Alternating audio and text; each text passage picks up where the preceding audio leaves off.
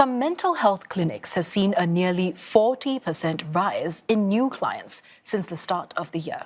The Health Ministry has also reported a more than 80% jump in unique visitors to its online stress management platform from 2022 to 2025. With rising demand for mental health services, emotional first aid is emerging as a viable first line of distress response. Caitlin Ng with more. When I came from work, it's around 7 o'clock. One of my niece called me, my father was passed away. So suddenly, I don't know what to do. Sudden and distressing moments like this can happen to anyone.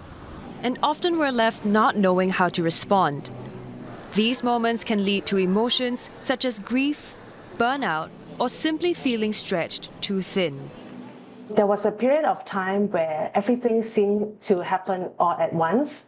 So I was caring for young children, juggling my freelance work, studying, and also preparing for a big family transition. I remember feeling very overwhelmed and stretched, like I couldn't hold everything together. For Ms. Ho, what helped was something known as emotional first aid.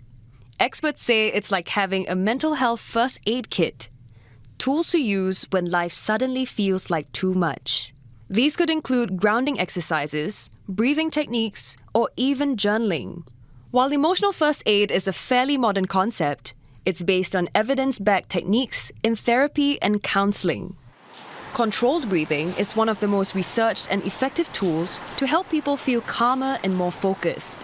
One example is box breathing, a technique used by US Navy SEALs. You breathe in, hold, breathe out, and pause, each for a count of 4. When we breathe in, our heart starts pumping up. When we release the breath through the mouth, it calms, the heart rate goes down, blood pressure goes down. So we are working, teaching, equipping our own bodies to calm ourselves naturally. No drugs. Once you learn the techniques, you can do it anywhere. Virtual reality and biofeedback have been used to help people learn these techniques. But it's something you can practice on your own, even when professional help isn't available. Still, experts say emotional first aid isn't a substitute for therapy, just as physical first aid doesn't replace professional medical care.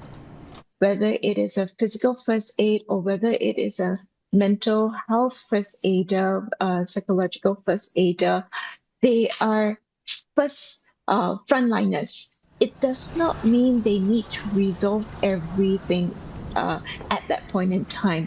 What we do want to look out for is at that particular moment to de-escalate the emotions.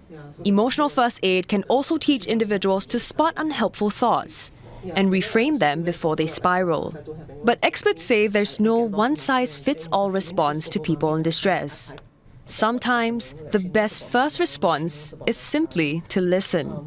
When people are distressed, they don't pick up the call to call a psychologist. They will pick up a phone to call a friend and a family member, and you provide the first response there. Yeah, and to me, the first response is I think of it like a container. You are providing space, a container for them to pour their distress into. Resources like books and short courses can help people pick up these skills. Together with therapy, emotional first aid can strengthen support in the wider mental health care space.